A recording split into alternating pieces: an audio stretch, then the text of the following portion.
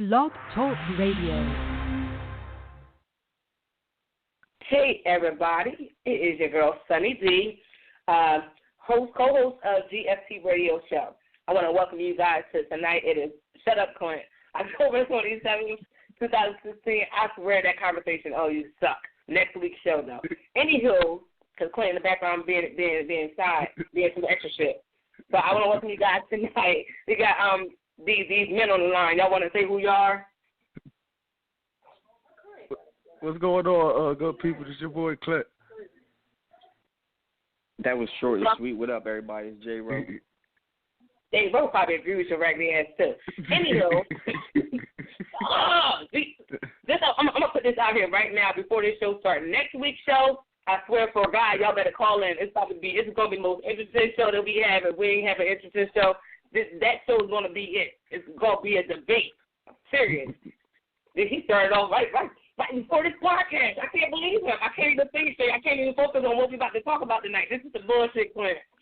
Anywho, no, you're saying a lie. At any rate, let's get to tonight's show. It's about child education. This is what we're going to be talking about tonight. So I'm going to give out the phone number. See, I can't even think right now. Oh, God. Right now, if you're listening right now, I can't even give out the number. You got me so gone right now. If you're listening right now, you're on blogtalkradio.com/GFT Radio. So I wish y'all could have heard the conversation before we got on air. What's the calling number? See, Clint? The calling number is 657-383-1155. And you guys can call in. The phone line's open up at 10:15. If you have any questions or comments and you want to call in, definitely call in. If not, you can tweet us at GFC_radio. We will answer your questions via Twitter, and we will answer them on the air. Like I said, tonight's show is an important topic. Really? This is what we're going to do on air? We're going to be talking about an important topic, child education, and how important it is to educate our children. So we're going to jump right into this, also aside from the previous comments of the male co-host on the show. But the first question of the night is, do you prefer homeschooling over regular school? Guys? You want to go first, J-Ro? I don't think I've known anybody who was ever homeschooled. Personally, like I've seen it, people talking about it, and you see a lot of the, not even just famous people, but I mean, you see people around who say that they homeschool their kids. I guess it's just the level of education that these parents want to teach, because you're not going to get taught everything that you want to know if you go to like a public school or a private school. They have different I guess curriculum.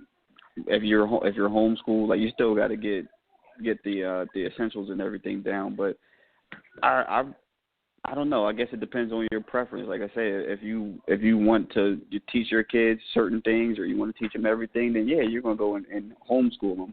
But if they get into these private schools, going to private, or not even just private, but like public schools isn't always the best thing.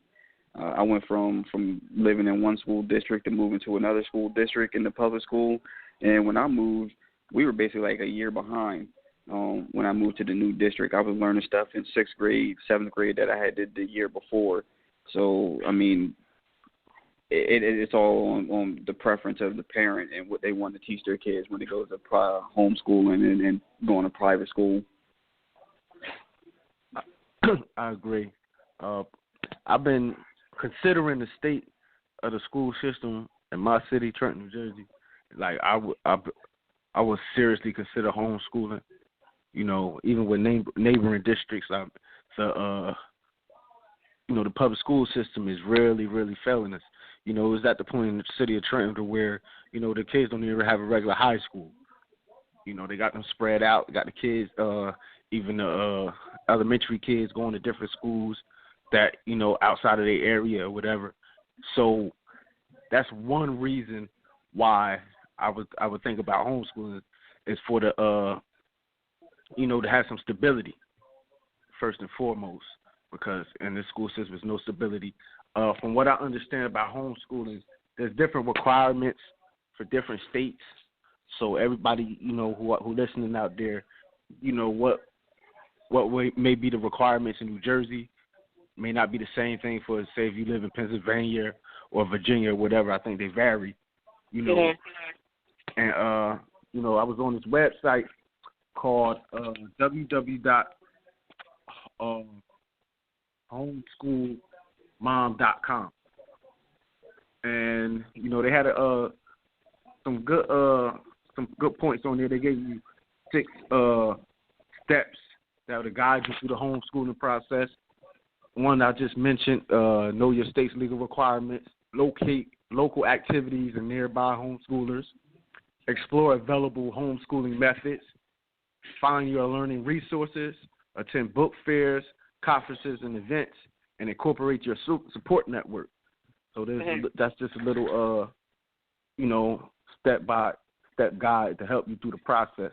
Like I said, every process is different in each state, and I just, considering the situation in my city, I would prefer homeschooling if possible. Yeah. And it's funny because I know I sent y'all guys that site. I was checking about homeschooling versus public schools. And these are like the top 10 reasons, why some people choose to do homeschooling, whether it's they have religion, safety, academic quality, travel, positive socialization with people of different ages, family togetherness, separation of government and school, like the tailor-made learning plans, emphasis on mastering instead of grades, like they actually learn something rather than just try to get a high grade, and then private school expenses, like basically saving money on the different school expenses, whether it's, uniforms, different things that you have to buy with certain schools. I know Trenton District, you have to have uniforms.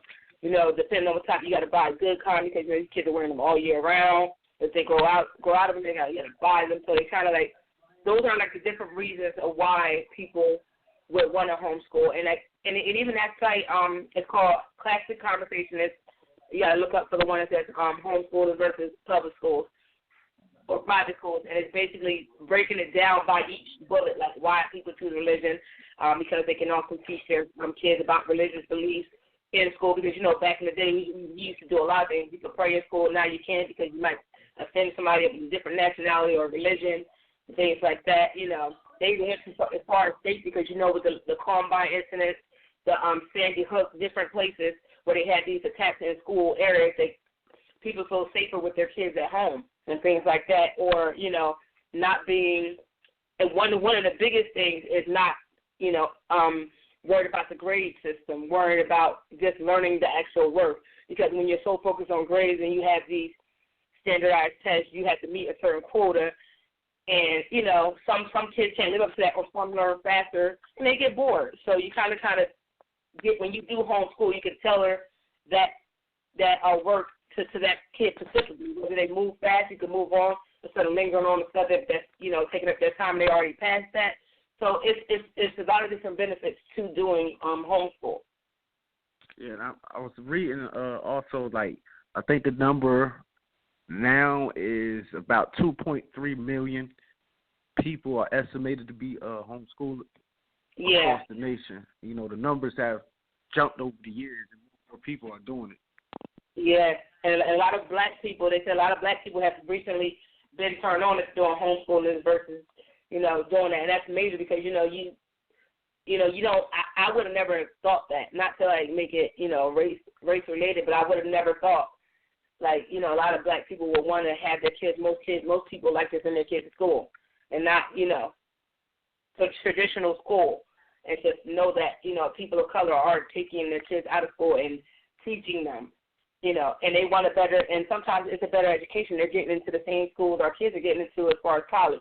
They're doing well. That, one of the things that I read is that they're well spoken because they're used to being around adults. They know how to talk to an adult and not get sucked in. And then you got, like, you go to high school, you go to different schools, then you got to deal with bullying, different things socially. You don't fit into this crowd, so you kind of ostracize. So a lot of people don't want to worry about fitting into certain areas, so they'd rather be homeschooled and not have to worry about certain things like that, Facts. Yeah, one of the reading that article that you sent us, they were talking about safety and things like that. Socialization, religion, safety is a big thing because, you know, when it comes to these public schools, especially when my wife was working in the Trenton area, she would call me every day, a couple times a week, and tell me, oh, you know, we sitting outside. We had a bomb threat at the school today. Kids not getting the education that they're supposed to be getting because every other day they're sitting outside being dismissed early because they had a bomb threat. Things like that don't happen when you get homeschooled. Yeah, and then even when across the bridge to Philly, they have strikes where these kids are out of school. Yeah. And I understand it's about your money, but at the end of the day, these kids need to learn. And like, God forbid these people go on strike for a long period of time. Your kid is not learning anything by being home. You know? Mm-hmm. I also wanted to point out, it's like I was reading it on the website I mentioned. It's actually called homeschoolingmom.com. I put the third in there. It was talking about it's a process also for the child.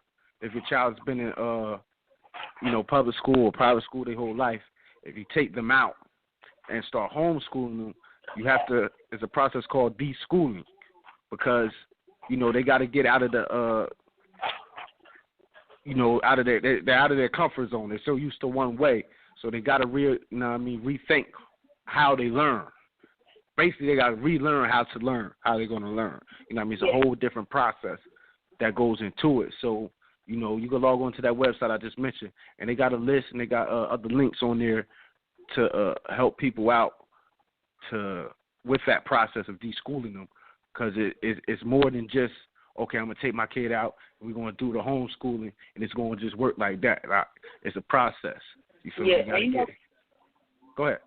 And what I want to add too, because I know with having younger kids, and I know my son, he's 3. He started out in daycare, and like a lot of parents like to put their kids in daycare or facilities like that. And I get it to a certain extent, but I think that when they're that young, well, not that young. I understand I want to put them in until they're older to talk and stuff like that. I get that, but I think in that standpoint, most kids when they're younger, they learn better when they learn from their peers.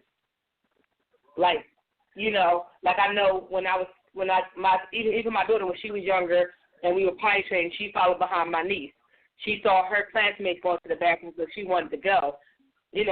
So if you are going to keep your kids home, always keep them around kids. Like, have them active with kids. Take them out, learn outside the house and be around kids their age, because they learn from them as well. They have to learn a lot of things from their peers, and they can learn stuff from you as well. But I know I talk to a lot of people about that, like, oh, why you put them in so early, or why did you do this, that, and the third? And it's like, because I know that they strive better. Like when they're young, they kind of feed off each other, and they get that knowledge, because like I said, you watch the older kids. I remember my son being in the infant room when he was old enough to start walking. He wanted to go in the toddler room because they were doing different things.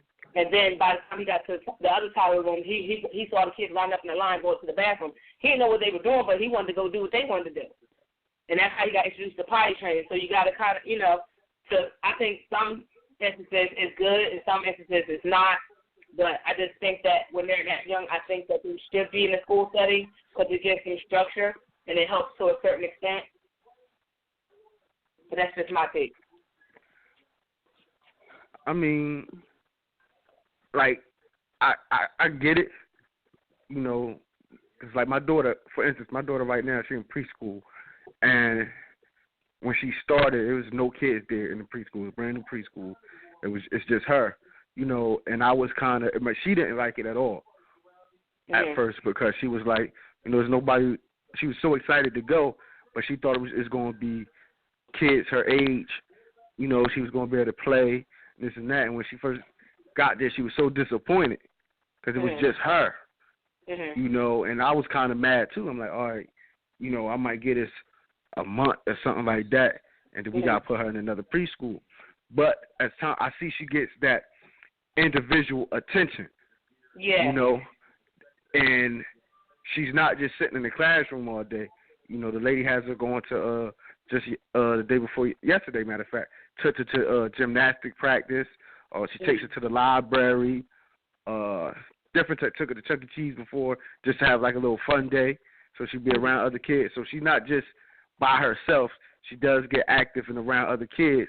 You know, I kind of like it for the most part because she gets that individual attention when she's teaching her something.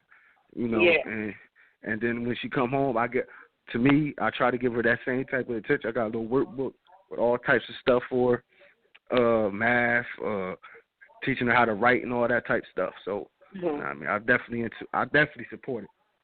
Yeah, and that's one good thing about home. That's another good thing about homeschooling. When you're homeschooled, you have that one-on-one attention. Like you said, you have a classroom maybe about 10 or 15 kids or less than that, and you got 2 teachers in the room and stuff like that. Sometimes somebody falls short because they need extra attention, but if you don't have somebody there to give them that one-on-one attention, it's kind of disrupting the class. And like even with schooling now, there's that no child left behind mantra, but at the same time, they want everybody doing the same thing. Like they want everybody to learn the same way and they're doing the same pace, and that's not realistic. Some people don't catch on things the first time. It takes them 3 or 4 times to catch on. Or maybe how they're being taught is not the right way to teach them, so they're not understanding. Yeah, that No Child Left Behind is kind of good and kind of bad because they're just pushing kids through. I mean, you get kids in high school who don't know how to do basic math or can't read, but they get pushed through because it's No Child Left Behind, and it's not like they're out there actually helping them. They're actually out there hurting them. They get older in life and don't understand basic things. Can't do math. Don't know how to write a paragraph. Don't know what a sentence is and how to write a proper sentence or even a proper paper. Yeah, and it's funny you should mention that because I remember my daughter before she went to 5th grade. She was in 4th grade at Columbus Elementary School, and their teacher was too busy flirting with the other teacher, and the kids at 4th grade knew what was going on. And they didn't say that by the time they got to the 5th grade, they didn't know certain things they should know.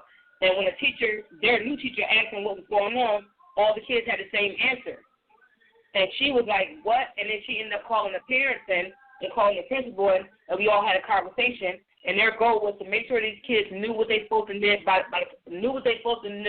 time they graduated and going into middle school. And it took her to ask kids, like, why don't you guys? She thought for a while they were lying, and then she realized that they weren't lying.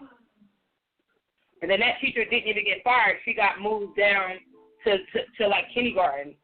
But it's like, what does that do? She didn't get properly reprimanded. She just got moved down a couple grades. Like, what does that do? Nothing.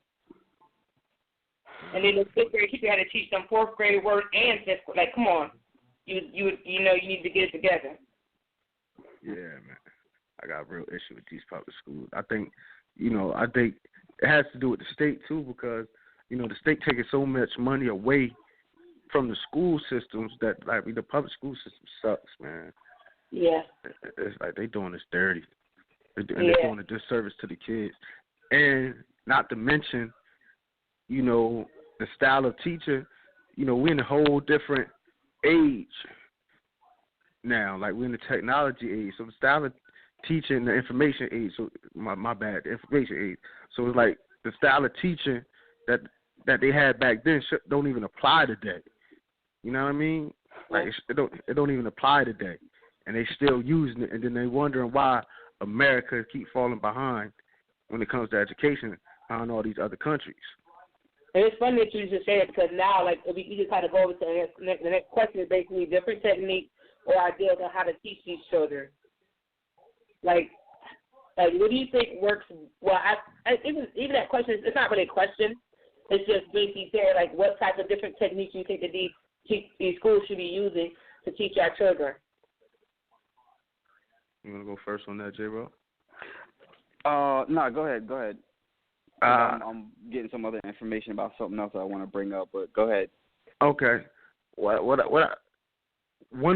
thing I believe is, that you kind of touched on it earlier, is the testing. Mm-hmm. So much of everything in these schools, especially when I went, was based on your test scores. Preparing to take a test. you're really not learning anything. You're just memorizing for the test, and then once the test is over, that's it. Yeah. You feel me? And then a lot of stuff that they are teaching us in schools we really don't use. The majority of us really don't use in our adult lives ever. Yeah. Ever. So I think early on, if you're going through the public school system, early on, I think starting in preschool, kindergarten, you start seeing who's, I can't really say it because, some people learn different and it takes longer for them to catch on, and once they catch on, they got it. And they can make it outperform kids who got it early. But I'm thinking, gear education towards what, a particular kid interests are, or strengths are, and I think that would, you would see kids more interested in school, interested in learning, make it more hands-on, instead of just everything going through the textbook, make things more hands-on. And then with the technology that's out now, it should be no excuse that, these schools shouldn't have up-to-date technology for the kids to use. Yeah. And to be more interactive in learning. I think the whole system should be more interactive. Mm-hmm. More technology based too, because that's the age we're in. We're not in that. We're past.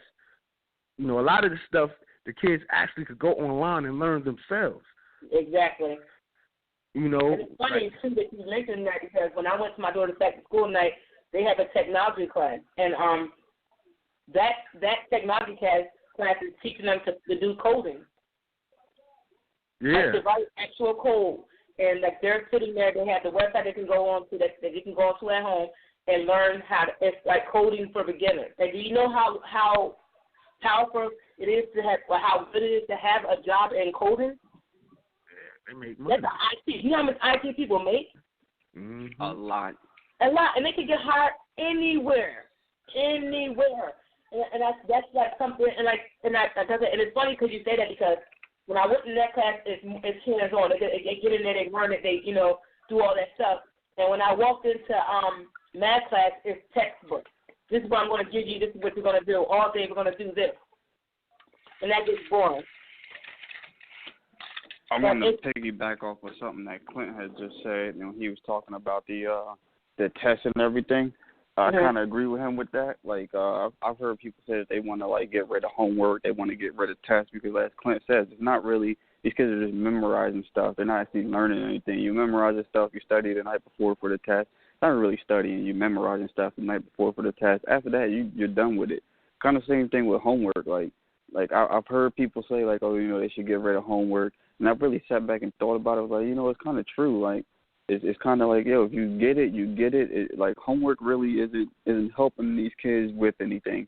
It's basically just these kids should be doing this stuff on their own, where they're going, basically reviewing the stuff. That's basically all homework is, reviewing it, what we did in class, to make sure that you understand it. Half this stuff, my daughter came home with work. She's in 3rd grade. She came home with some stuff the other day I did not understand. I can't help her out. I'm 30-something years old. I graduated high school 15 years ago. I'm having problems doing third grade homework. It's something that she should be doing in school. Like Clint said, the tests and everything, these standardized tests. My wife was telling me they got this new thing called the PARCC test. Yeah. That basically everybody's going to have to pass in order to get their, starting with class of 2018 or 2020, they are going to have to pass this PARCC test in order to get their diploma.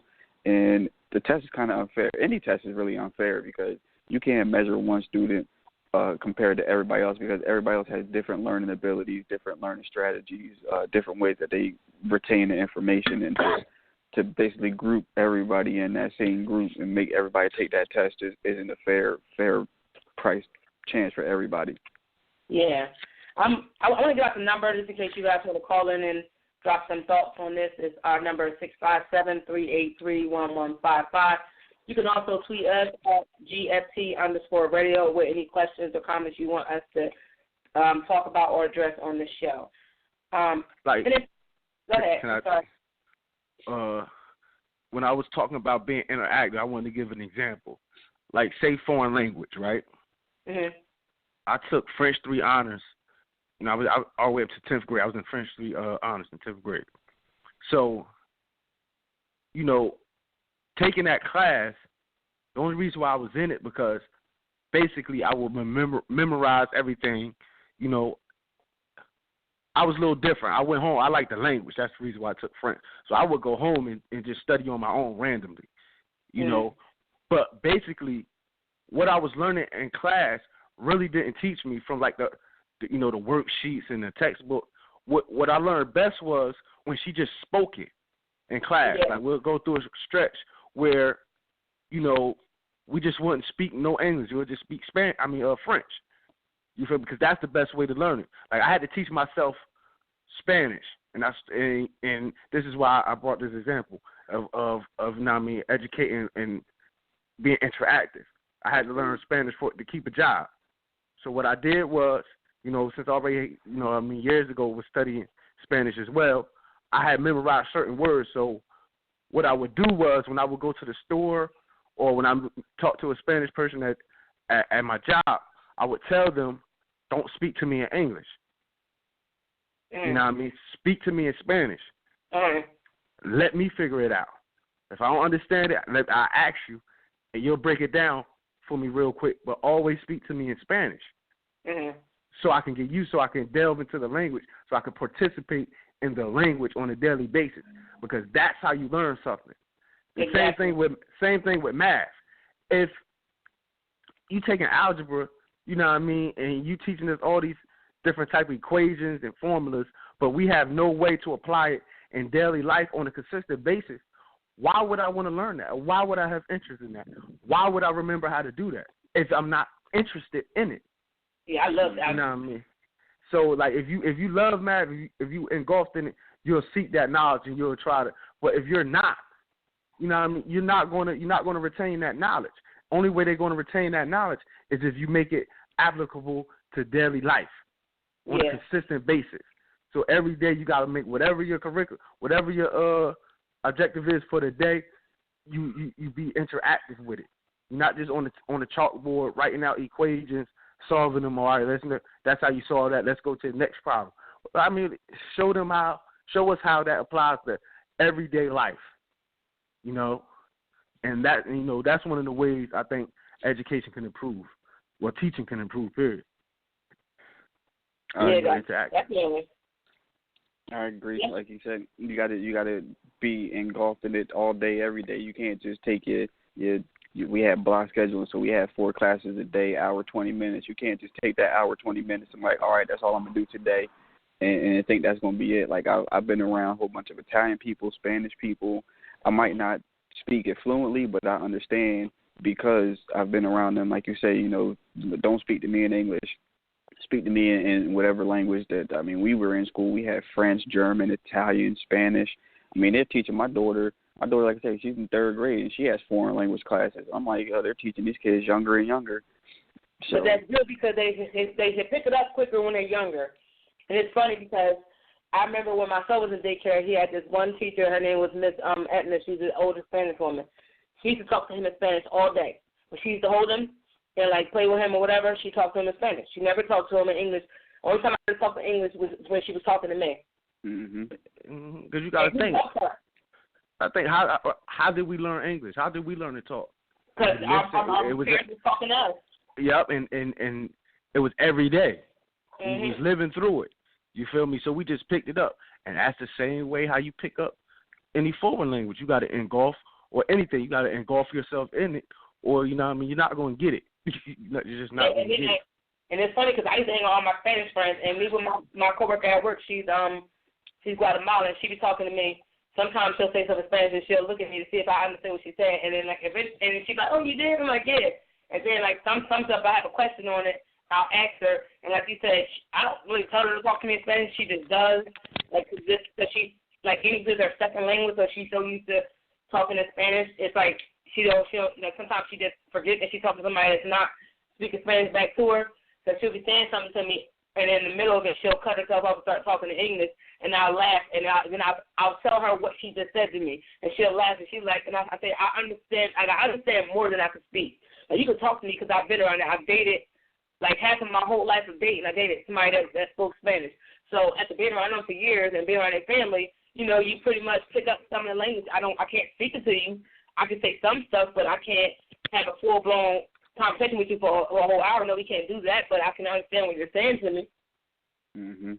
And even in the store, even in the Dominican store, they be sitting there talking to me, and then, like, or they talking to each other, and then I interrupt and say something. They look at me like, what? I'm like, yeah, no, I understood. Like, yeah, don't, you know? Mhm. Mhm. But What you I noticed learn by being around stuff, and that, I think, like, I know with me personally, I like being learned hands-on. I want hands-on approach all the way around. So I think with these kids, they also need a hands-on approach because you learn better when you're actually doing something. Simple as going to, like, I took my kids to the Discovery Museum. We was on vacation. They was learning about fish. We went to the museum. They had never, well, my daughter went to an aquarium. But, like, we had never been to, like, different things that we learned about. We sat there and we learned it. And, like, you know, now when she sees, or when Zaria sees certain topics, she said, Mom, remember when we was at the museum and blah, blah, blah? But you want them to learn, and that's one thing. Another thing I want to say, like, as parents, we need to teach our kids. We can't just expect the school to teach them. We have to teach them ourselves, everything. Mhm. School's not going to teach them everything. School's only going to teach them with the standardized stuff, that's the basic stuff.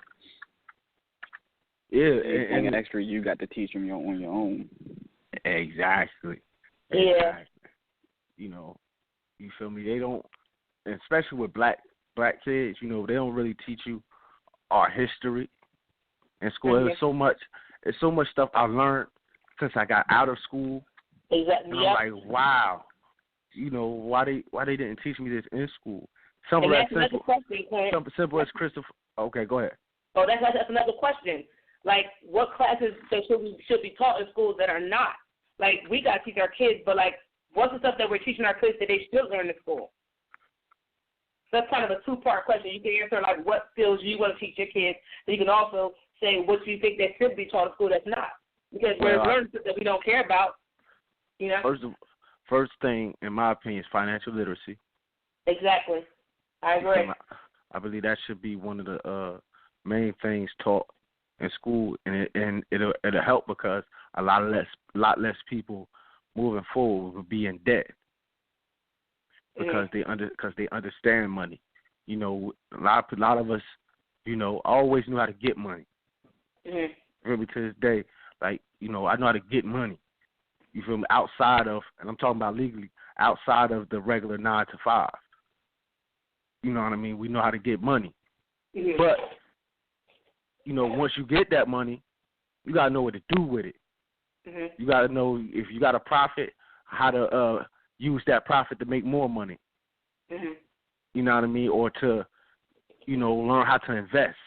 You know, the importance of saving, compound interest, stuff like that. You know, all that stuff need to be taught, you know, thoroughly, not just glossed over.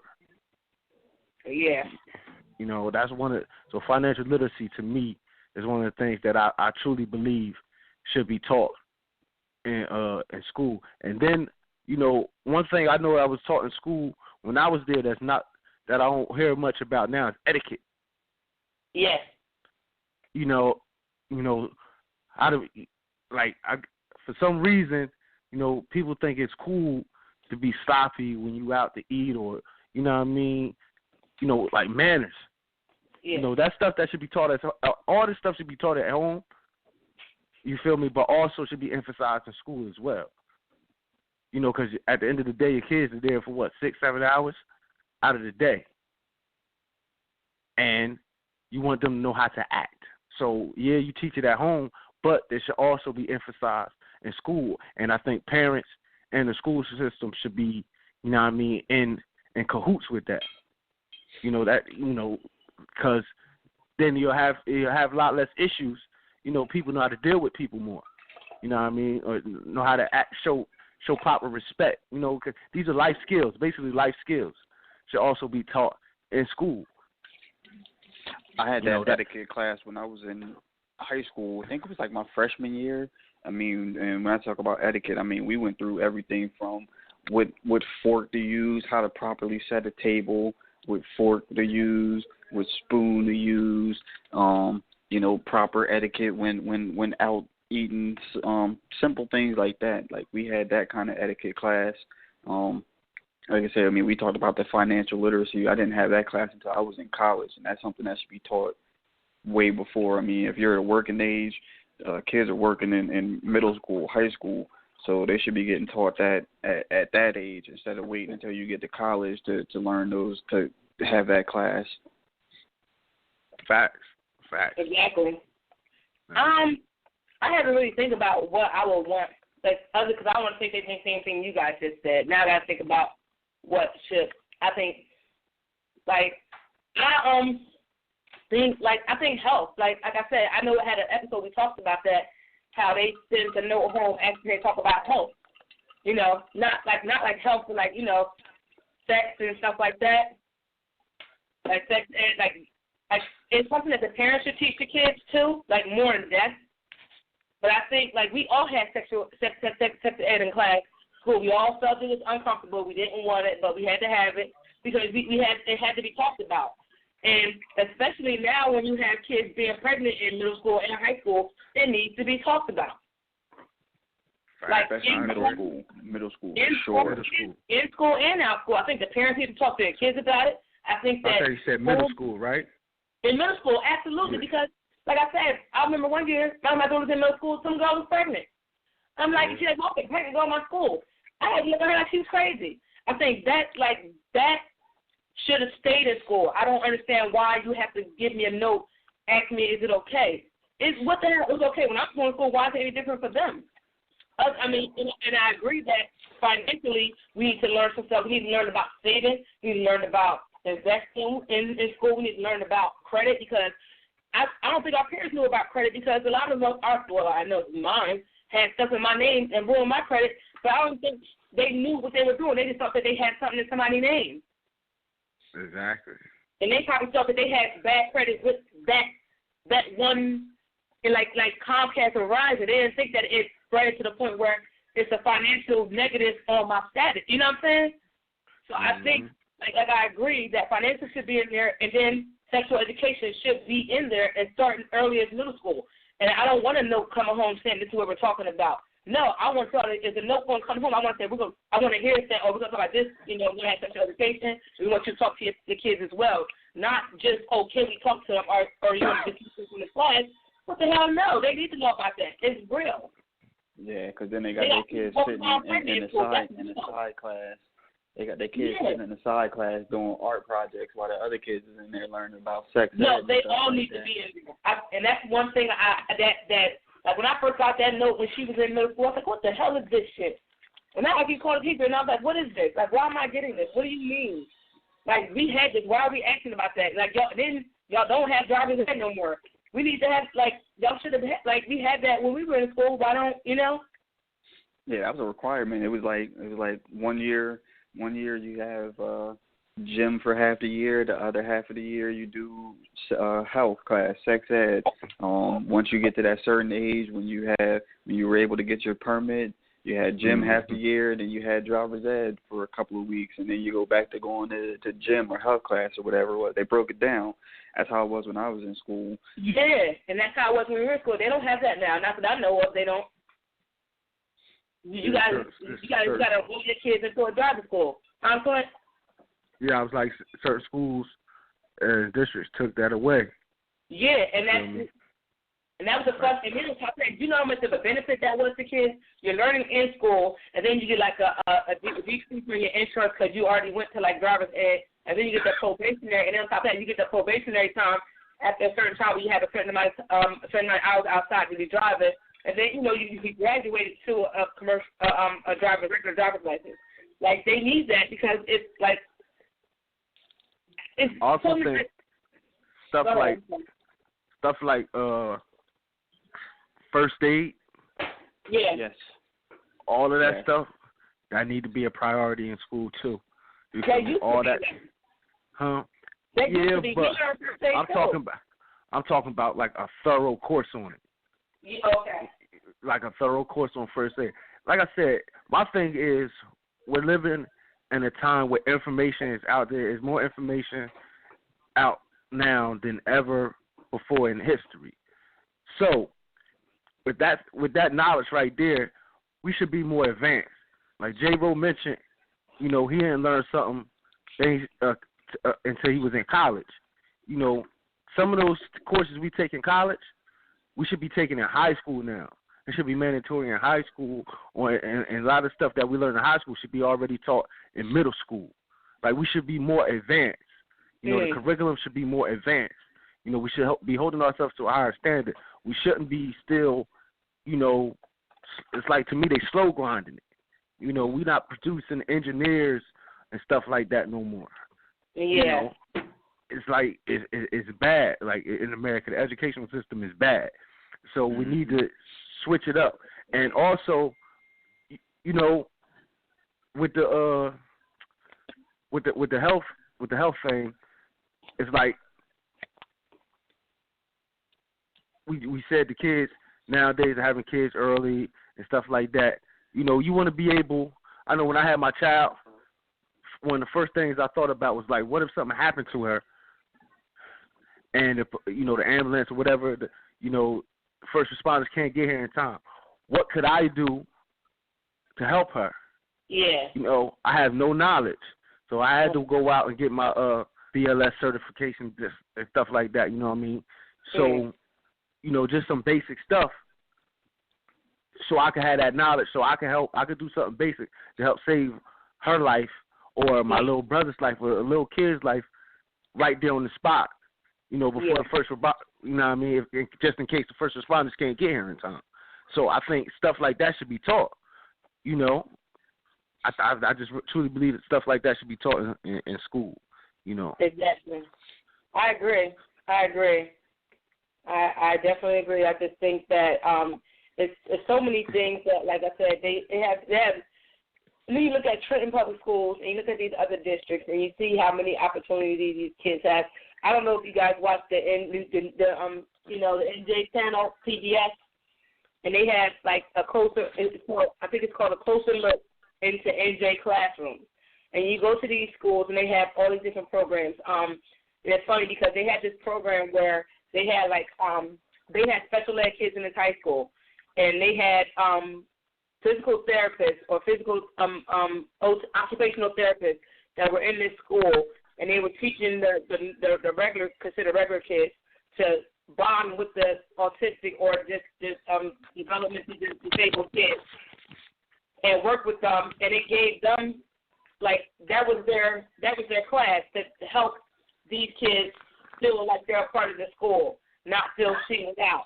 And that gave them, understanding, because when you see special needs kids in school, you kind of show them from you probably, not really deal with them. You're on your own lane, you don't even care. But that made them care about these kids. It made them learn something. That helped one girl start a foundation and all this stuff. So not only, like, they have different programs you can implement in these schools that help out, like help them out in the long run. You know what I'm saying? Mm-hmm. And it's so many different things that could be done in school, and it's not. And it's like, and even with like, it's so many things that could be done. Like, even with, Trenton does have positive programs. They have, like, my daughter's in what's called Upward Bound. It's a college, it's a program for inner city kids to get them college bound. Not only to get them to college, but also help them graduate, pass the SAT, get into a good college, in the college that they want to get into, possibly get a scholarship and go and graduate college. And they're with them from 9th grade up until 12th grade. And some of them kids come back as alumni to join the program to help other kids. Like, they have programs like that. They have at Trenton High, they're trying to get a bigger program called JROTC. It's like an Army-funded program to teach these kids to be independent, good leaders, and learn structure and stability and all these other things to help benefit them in the long run, and thinking about cutting programs that are that matter to these kids. And show them good leadership and show them positive things other than being outside hanging on the street corner.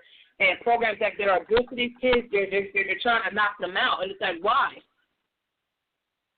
Like, and that's the problem with certain public schools. The good programs you want to kick to the curb, but these sucky programs not really doing anything. You're keeping them.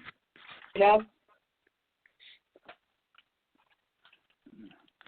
So it has a lot to do with the way the public school system in the inner cities are being ran. You know, it has a lot to do with race to me as well. You know, I just want to throw that out there because you feel me. If you go to some of these other schools in these other districts, you know they're not doing that to them in the burbs. You feel me? They're not taking their programs away. Yeah, but the funny thing about that is the JLCC program is like majority. I think it's like I want to say 60% paid by the military. Yeah. It's not even paid like wholeheartedly through the school district.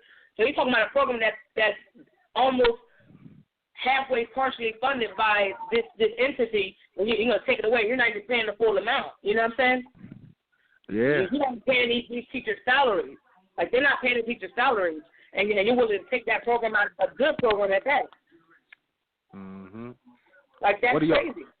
What do y'all think about, you know, they was having that big debate before about teachers having tenure. So, basically, they can never lose their job. That's up for debate. I mean, they got these. You have good teachers, you have bad teachers. Usually the good ones are the ones that'll be there for a long time, and you know they might move around districts or different schools. I had a shop teacher who was there for I want to say maybe like 15 plus years, and he was a shop teacher and he was also the baseball coach. He had tenure, but I want to say the only reason they really kept him around was because of his baseball and because of his baseball skills. Because he was a good baseball coach. He led the team to a lot of different championships and things like that. So I think that's the only reason why they kept him around, because of his tenure and because he was good at baseball. He wasn't a great shop teacher. He had plenty of incidents with students where he should have been gone, but because he had been there for so long and his baseball record, they still kept him. Yeah, see, prime example right there. You know, I remember the debate that was it was a couple years, because wasn't they on I forget what politician, you know, was trying to change it to where, you know, it was performance based. Yeah, that's what I was. And that's what's crazy. I was going to say that. I think it should be on. You have to kind of earn it. You can't just get it. Yeah. Like your performance and everything about your job. It's almost like how we do it, where we do it. We call what's called an E-part evaluation. It should be like that. After so many years, then you could be tenured. You don't just come in off the bat tenure and you might not be a good teacher. You know. Yeah, you know, but it's debatable, because then, you know, it goes in job security. Well, then, you know, and then people could put their personal feelings in it and have a teacher lose their job just because they don't like the teacher. And it's not necessarily meaning the teacher is a bad teacher. They just don't like them. I think it should be some sort of security. They should have some sort of job security, but I don't think it should be permanent, in my opinion. You feel me? I feel as though it should be performance based. It's like working when I worked at UPS in the union. You know, once you got in the union, it was hard. You know, to fire you. It's a teamster. It was hard to fire you. That's how state workers are. You got to really do something to be fired. Yeah, but you know, it's ways to, you know, to get if that worker isn't performing at a certain level, you know, it's ways to get them out of there. You know, it may be a little process, but you know, once they get that fired to their heels, either they're going to start doing right, or you gotta let them go, or they're going to leave on their own. That's how the state. That's how my job works. I think most state offices work. We have a system called E-Part. It's the PAR system. It's your rating system.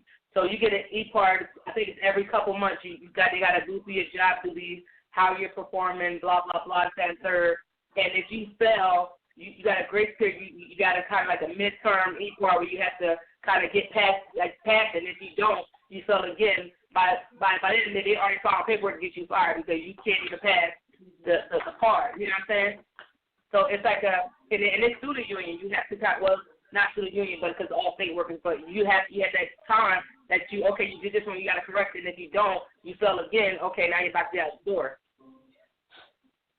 It should be that's along the lines of like I say, like Clint was saying, that's the woodshop teacher. I mean, kids really don't unless you're going to like a trade school because they have the high schools, they had those Votech schools. Woodshop class wasn't really a necessity in high school, but it was like one of those electives that you had to have at least once in your high school career. And like I say, the woodshop teacher he sucked. Like he was cool. He was cool with everybody. You go outside, he smoked a cigarette with the woodshop teacher. He was a baseball coach, so he was nice with baseball, but his teaching and everything, like he lacked that skill to be a good teacher. But because he was nice at baseball, they still kept him around. Like I said, I mean, he should have been going plenty of times before. But because he had been there for so long and he built that tenure up and he had that relationship with those students and the kids, they still kept him around. Like I said, once you get in there and you have that tenure, it's hard for you to get fired. You got to really do something real messed up in order to get fired. So it's kind of good and it's kind of bad. I mean, you got these teachers who've been around for years who make one mistake in the class and the parent disagrees. A student will come home with a paper or a test or something that the teacher gave them. The parents disagree and they bring it up to the school board and they want the teacher fired, but they can't fire the teacher because the teacher has tenure. Yep. Yep, it happens all the time. Happens all the time. Yeah. Yeah. I mean, and I think it also goes to the fact because we also wanted to talk about the role of the parents. I think a lot of parents aren't involved in the whole process, and that's why a lot of things are happening. You know, and that because the parents are basically letting it happen. You know, they're not using their voice. You know, how many parents really go to PTA meetings? You know, how many go to the city council, whatever, to voice their issues, voice their, concerns, or the Board of Education, to voice their concerns with, with the school, or support some of the good things that the school system does do, because the school could bring in a good program, right? But if the parents don't support it, the state will take it away. You see what I'm saying? So it's like the parents need to be. Yeah, that's what they said about the program for our teacher, already totally passed from the first meeting her. She said we're going to have a meeting at the board to make sure this program stays afloat because they're trying to take it away. And she basically said, I need all the parents I can get if you want your child's future at stake. So she already let us know, like, this is what's about to happen. And if you guys like this program so much, you got to kind of come out and support. And, I plan on being there because that's something that it's going to benefit my child. And I think it's an excellent program. I was in that program when I was in high school, and it saved me from a lot of craziness that I could have been in. I mean, I was already a trouble kid to begin with, but I could have been far worse. And programs like that helped. Even when we had what was it? The peer-to-peer. It was I think it was called a peer-to-peer program they had at Trenton High. Yeah. Yep. Like they had those type of programs where they had an upperclassman come and talk to a lower classman if they thought they were like not on the right path. You pulled you aside and they put you in this program to kind of help you get yourself together. I did mentoring that Project Smile and tutoring. You're dealing with kids and you're talking to them, and those type of programs help, especially when it's somebody that kind of can relate to what you're going through because they was there to be able to talk to you about a lot of things. Like programs like that help. Like, they have Big Brother, they have, these different programs that can help, but like when it's in the school and it's easy to access, it's so much better. J-Mo, ain't your wife a teacher? Yes. I would love to hear her. In the Trenton area. I'd love to hear her thoughts. We always have discussions and talks about things that happen in the area. So who had just said something about the PTA meetings? I remember she used to tell me, you got 20-something kids in your class, and only 4 parents show up for back to school night or parent teacher conferences. That's an issue. There's something wrong with that. I was one parent that showed up to my son back to school, and I was like, where's these other parents at? And it's sad. because those are the first ones that complain. Oh, something ain't right. You didn't even go. Exactly. What are you talking about? Like, and I'm at the point, even right now, y'all know my son, he's been diagnosed with autism. He has a lot of different things going on in his life. And he's in this program, and I basically said to him, like, I've met his teacher, I've met his one-on-one person, I got her number, I got his birthday phone number. Like, I'm one of the involved parents. I have yet to meet my son's speech therapist, the OT person. How can we make this happen? Because I've been trying to meet with them and it doesn't work out. And they're trying to schedule an appointment so I can meet these people because I want to know who's teaching my child. What are you teaching them? Is it benefiting him? Is it going to benefit him? And if it's not, I need to find somebody else, you know? Mhm. That's like you got these parents that are not involved with their kids. They're only involved in, like, I saw more parents upset about the buses coming to pick kids up than I saw at the back to school night. Now, PTA meetings is towards the middle of November. I want to know who's going to show up there because I know I'm going. Like, are you going to go? I went to my daughter's back to school night too. Like, I go to those types of things. So, like, it's weird when you see that people complain, and I see people on Facebook that I know complain about different school things, and I'll never see you in school. Your kid go to the same school as mine, and you ain't even there. Like, you don't care, because if you cared, you would be there. Yeah, let it have something to do with sports or something. The basketball team or the baseball team or the football team, they're there for that. But not even no. You can't even say that because I did coaching for Pop Warner, and parents used to drop their kids off and keep it moving.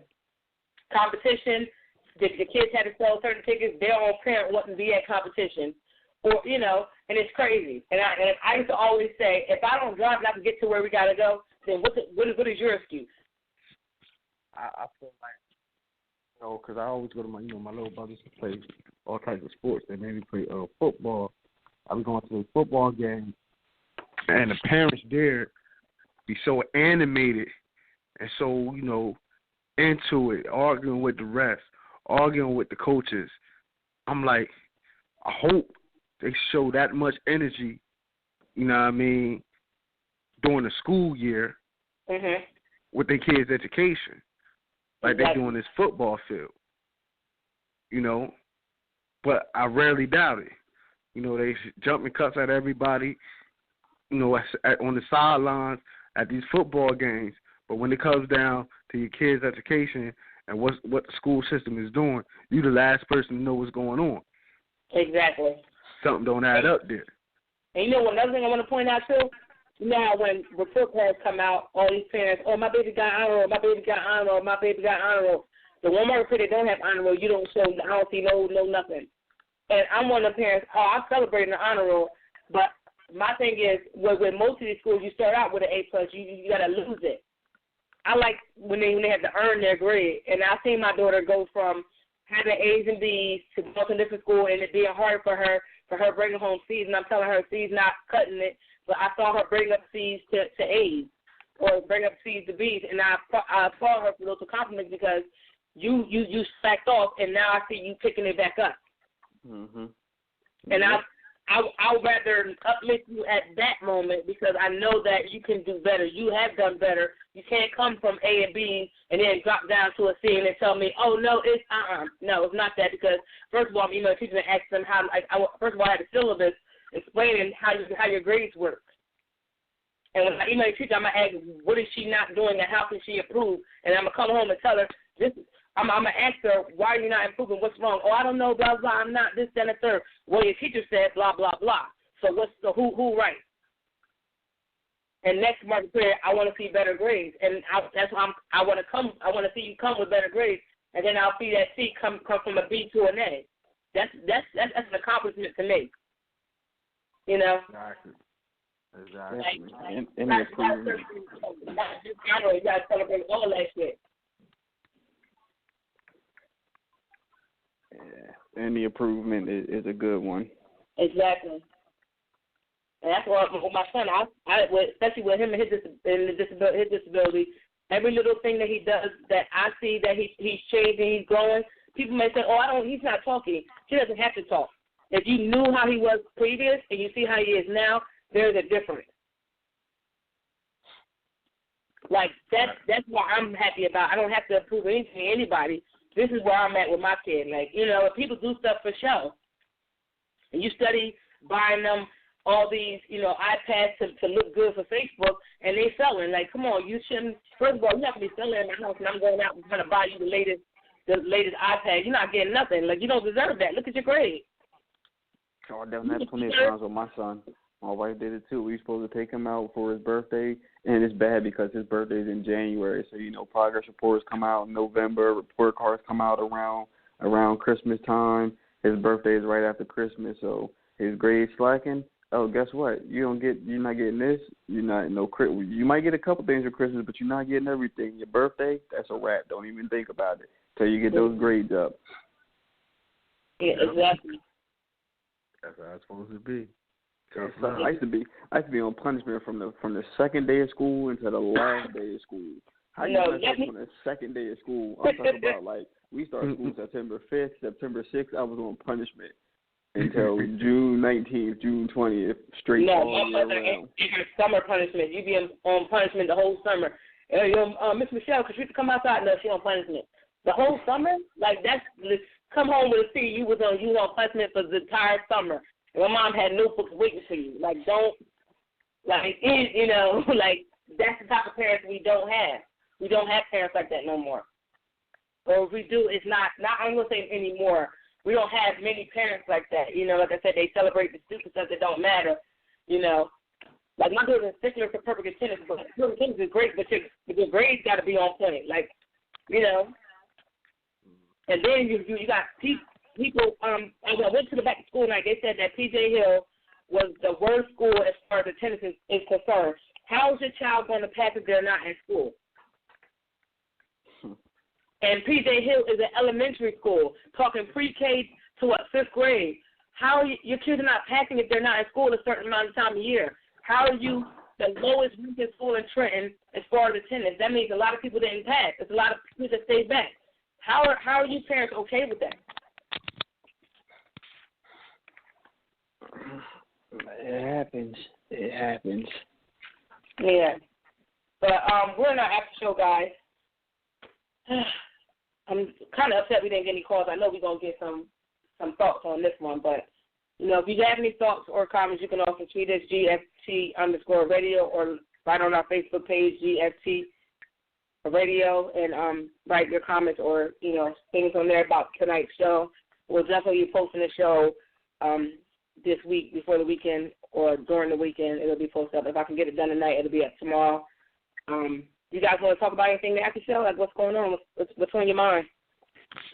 I gotta skip out. I got some things I gotta take care of in the morning. I gotta be up at 5 a.m. so I can't do the after show tonight. Well, Clint, it's just me and you then. Yeah. Well, I have a secret that I know that is crazy. I read the news. Oh, good night, Jabril. All right, I'll catch up with y'all later. All right. I definitely catch up with y'all later, but you already know the contact info is there, JRO609. Just get social. All right. All right, I'll catch y'all. All right. Well, yeah, bye. Really, Clint, y'all going to go on me via text message? First, I don't like neither one of y'all. I just want to let y'all know that. Like, y'all shady as hell. Clint, you there? Yeah, I'm reading y'all text messages. Y'all ain't living right. Yeah, y'all got to read. No, I was talking. Yeah, but you got to pay attention. You got to be on point. This is why y'all don't understand what I have to do with these two. I don't even want to call y'all men, your little boys, because y'all shady as hell. They like texting me, you know, wrap it up. They might have to start playing the violin or the Emmy. What's the Emmy music when you start talking? And they start playing music like, what's the thing? That's the thing. What's the thing? That's the thing. Well, like this, tell them about the topic we're gonna have next week. You know what I mean? Oh my God, yo, let me tell y'all something. I'm gonna tell you about these mugs. So we on the phone getting ready for this podcast tonight, and I don't think Clint came up and decided that men are smarter than women, and all this hoopla about how it's facts and blah blah blah. So we started a little debate, and then he tried to say some 2 cents. The law according to Clint or the facts according to Clint, but we're going to 86 that immediately. So next week we are doing Who is Smarter, men versus or men or women, and definitely women are smarter. But let Clint and J-Bo better not say nothing shady because I know his wife is going to be right next to him and she might poop pop him. So I need him to get to a safe space so he won't get smacked up. But we're going to have a discussion. I got to find me a female that's worthy enough to argue this battle with me with these two men because y'all know I'm the only girl on the show and I got to be arguing with you still. Was she bad at? Because she said, tell her what you said about women in relationships. Hey, we are way smarter because we allow men to think that they run the relationship. That's what I said. We allow you guys to believe that you guys dictate relationships and y'all don't. And I said that how many women, how many times a man have made a woman believe that they were in a relationship. There's the same can be argued about men. Y'all believe in y'all relationship and y'all not either. But anyway, that is, like I said, that's going to be the debate for next week. And I promise you, y'all better call in because this is about to be a debate and Clint's shady ass is about to get shut down. That's what's going to happen. Because he all talk, he all bark and no bite, guys. You got to dictate, y'all ladies know that we rule this shit and we tell them how it goes. We allow them to believe that they got it control. And they don't really. We run the household. We allow them to believe they run the household and they don't. But that's irrelevant. We will discuss that next week, but you got to tune in for that. Are you being shady right now? That's the type of that, I can't hear you. See, now you know you ain't real living right because your phone ain't even acting right. What you say? I said that's the type of man y'all be dealing with. You feel me? No, any man. Nah. Hold on, we got a caller because this is. Hold on. They're gonna agree with me. Hold on. Hello, caller. What's your name? Where you from? This is Alex. This is Alex calling. Hi, Alex. How y'all doing tonight? But how y'all complaining y'all don't got no callers, but then y'all got y'all callers on hold? Can y'all hear me? Shut up. Because I was gonna say something, but I'm not gonna say nothing right now. I mean, y'all trying to wrap up the show, so I don't even know if I should speak. Say that again, bro. I was calling speaking on the topic of the day. Y'all was talking on an interesting topic, but I guess I gotta anticipate that one for next week. But for the topic for today, I was initially one of those people that always felt like it's always better to send your kids to school because it was deeper than just learning. They also know how to interact with people and different personalities. But now that I got kids of my own, and I've been dealing with the school system. My son is in 3rd grade, my daughter is in 2nd grade. I've come to realize, I think homeschooling from the at least I probably say at least until I want to say at least to the 8th. I would say at least until high school will probably be ideal. But obviously we know where our work schedule and our day-to-day activities in life, that's not possible for a lot of us. But the reason why I say that is, these schools is lacking. Especially now that I have kids of my own, it's lacking. And even, now that we older, it brings us more insight from when we was in school and a lot of stuff we think back on. When we put stuff in perspective and be like, damn, they really cheated us out of an education. There's a lot of stuff they wasn't on point with. And it shows in these test scores. There's a reason why these schools in Trenton is failing. I see it firsthand. It's not on point. A lot of these teachers are fresh out of college. They can't handle the kids. The parents' parents are not active with their kids. So it's like a combination of everything. Just makes it like a big old cluster of messiness. So.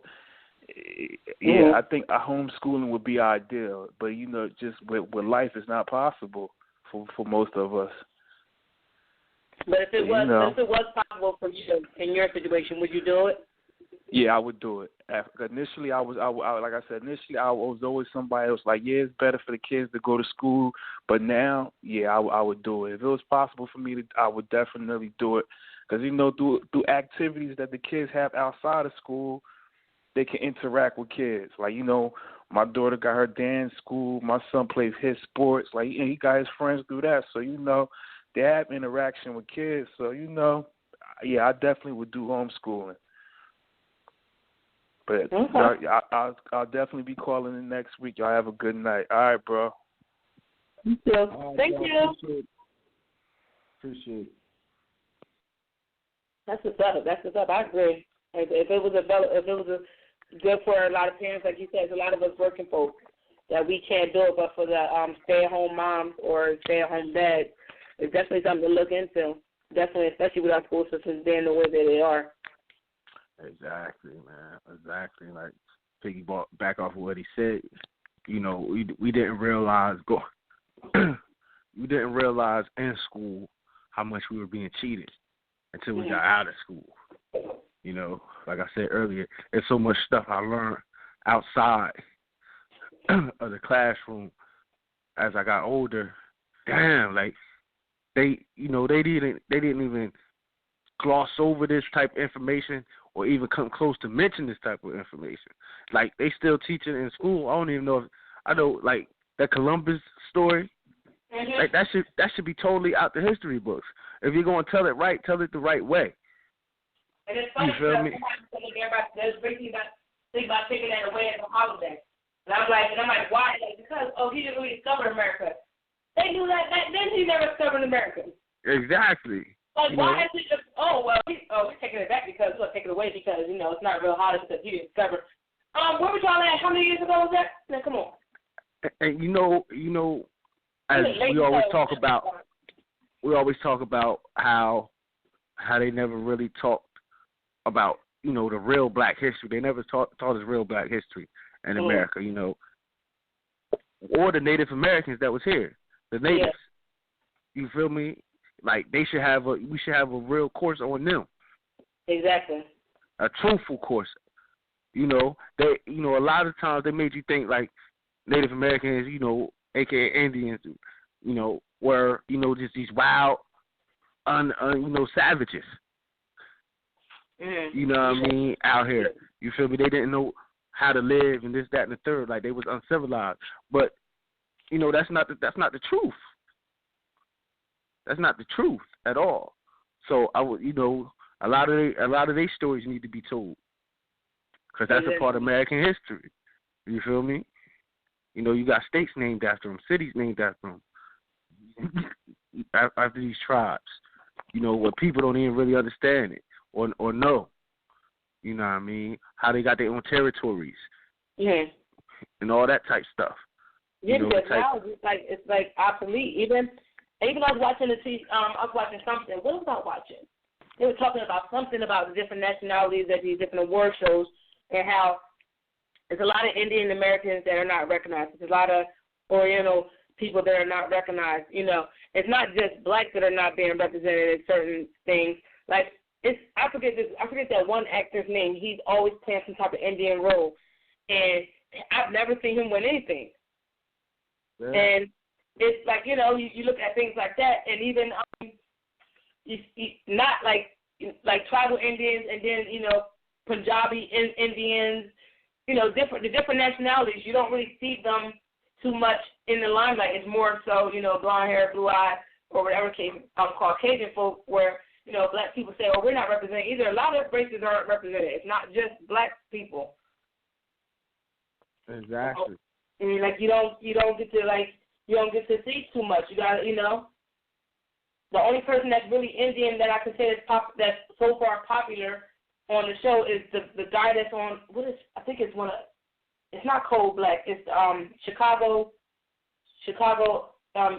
one of the Chicago shows, the emergency Chicago show. Huh? Chicago Med?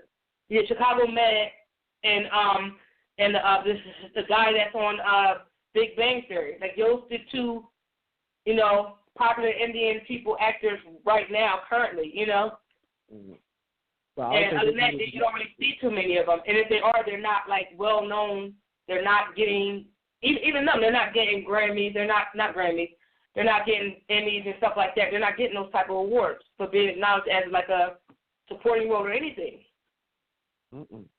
So I hate to say it, like, black folks saying that we don't get anything. These people aren't getting anything either. Exactly. They get a paycheck. And even tonight, I was watching Exodus, and I'm sitting there like, I'm watching it, and I like that movie. Do I think black people could have played in that movie? Absolutely. And even watching some of the characters and some of the way they had them, it's like, that don't even make sense, you know, but this is what they chose. And like I said, I'm watching it, I like the movie, but it's just like, wow, that's a key part of history. And, you know, pretty much, you know, the Egyptians were black people, and they're not any black, like the only black roles, like people said, are slaves or servants and stuff like that. Mhm. And it's like, wow, you know.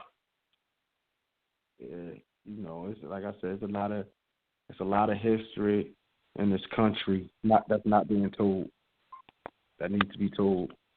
Yeah, I didn't even learn about the Holocaust until I got to high school. Yeah. I had never heard of that. I found out about, not that it's history, but I found out about Jim Jones, the real Jim Jones. I found out about that as an adult. Yeah. And as I read about it, they kept saying it was a mass suicide. It was a mass murder, but, you know, that's up for debate. But, you know, you don't really learn about those things until you're older and you want to look. And that's one thing, you have to educate yourself. In order to educate your children, you have to know things. And this is why when your kids watch these movies that are based on our history, you can explain it to them and tell them, you know, this is why this happens, or explain it to them so they can understand it. Not to make them hate another race, but to help them understand how much we have overcome, even though we're still, we got a lot to work on, but, you know, just how far we've gotten. Mhm. You know, you got to kind of, that's one thing you have to educate yourself. I like learning new things. That's something not crazy to do. If I don't know something, like I said, even tonight's show, preparing for tonight's show, you have to go out and research. Like, we don't want to just give you guys facts or anything like that. We want to know what we're talking about, and don't have to just spouting shit off just to say stuff. You know what I'm saying? We have to educate ourselves. If we're going to have a show about something that's important as education, we want to be able to, you know, let's look at this thing, let's look this up, everybody look it up, and we come back and come together and bring it all together and make a show out of it. And make it where it's understandable, it's relatable, and you can kind of learn something you don't learn, because you take away from, we want you to take away from every show, we want you to learn something. Yeah. As we learned it, you know? Right, knowledge. Yeah, that's a powerful thing. It's a powerful thing. But I do want to ask you, because like I said, I had this debate. I keep having this debate because, you know, election is so close. I actually made a copy of my ballot, and I was telling people, because people don't think that they can write people in. Well, they need to. Yeah, so of course I had to, you know, we getting our stuff in the mail. Most of us got our, you know, ballot information, where we got to go and stuff like that, and the polling places and things like that. And on the thing, it tells you how to vote. And you can write into your own, it's called, what is it called, a personal selection? Yeah, a personal choice. And therefore, the buttons on the machine that has letters, you can type in who you want to vote for. So if you don't like Hillary, if you don't like Trump, you don't want any of the independents, you can write whoever you want in. It doesn't, like, people think that they only have two options, but you don't. You have more options. On this ballot, it got so many people listed as president. People names I haven't even seen. You have 1, 2, 3, 4, 5, 6, 7, 8, 9 people going out to be president. Exactly. And if all you do is get your information from these main media markets, you'll never know that. Exactly. So that's why I always tell people, you know what I mean, like, you know, sometimes you got to unplug. Just because CNN and Fox or NBC, ABC, whatever, just because they only talking about two candidates, you know, it's more than that. You know, them just the big party candidates. They got a lot of money, so it's a machine behind them. Mm-hmm. So they're going to get promoted more. But it's more to it than that, you know. And, you know, that's why I feel like the media has played the major role in, you know, dumbing down the people. And not, you know, because the media would never tell you. You listen to all these debate shows. Yeah, the media would never tell you that. You really have to go online or do other research to get that information. Because without it, some people, though, won't even know who else is running with these other parties. Yeah, the independent parties until they get to the ballot. Yeah, they got a Workers' War Party, American Delta Party, a Socialist Worker Party, a Green Party, a Libertarian. I probably said that wrong. Party. Nah, you said it right. Oh, a Socialist. Libertarian. Yep. Yeah, a Socialism and Liberation Party, and they got a Constitution Party. Those are and that's what I said. I had an argument with somebody, not an argument, debate, I want to say, with them, and they were saying how you can't vote for one. It's like voting for rat poison and being shot. I'm like, but there's other parties and other people running. Oh, they don't matter. Why? I said, why? Because they're not on center stage. Well, they're not even relevant. Exactly. Then, they don't matter. I'm sorry. What you say? I said they don't matter to people because the people don't take time to find out who they are. People aren't really vested in the process. You feel me? They just excited about the big names. Yeah. You know what I mean? So, and it's a woman running. That got a lot to do with it. Just like, if Obama would have never ran, a lot of people would have never got interested in it, period. Yeah. So it's a lot of fair weather voters out there, who really need to ingratiate themselves in the process because it's important. And I want to be clear, don't just be focused on the presidential election. The real important elections are also your local elections. Yeah, because they have the House of Representatives, the surrogate, the board of chosen freeholders. It's crazy because I've seen more PA information about the different, U.S. Senate and congressional seats for the U.S. Senate for over the PA than I've seen any commercial from New Jersey people. Mm-hmm. And it's not as publicized, but that's why I said you have to educate yourself. And I said if you're uneducated, and that's one thing I hate. Don't have a conversation with me. You don't know all the facts. Not that I know all the facts, but you're gonna when you say something that's simple-minded as to say to me, what they don't matter is because you don't allow them to matter. Yep. Like when I tell you that there's other people you can vote for or they're not relevant, just because you don't think.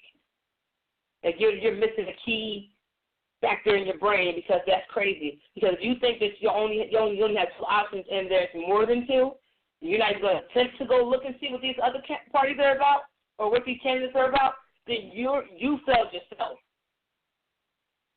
Exactly. Not only have you failed yourself, you failed your kids. That's just my take on it. And I agree with it. Yeah, and I was like, you gotta look. You can't, like Clint said. What is the lady at when I used to go to church, she used to always say, you can't go off what the pastor reads to you about, you have to read for yourself. You can't go, like Clint said, you can't go off of what's in front of you, what's on the news, what's on the front page. You have to read for yourself. You can't go off of what people say to you all the time. You have to look for your own stuff. If you listen to what everything, somebody can tell you the sky is blue, you're going to believe that, or the sky is orange, or, hot pink or something like that, and the sky is blue that day. Like, you basically saying you're going to believe whatever that person tell you. The sky is falling down on you. You're going to be like, oh, it is.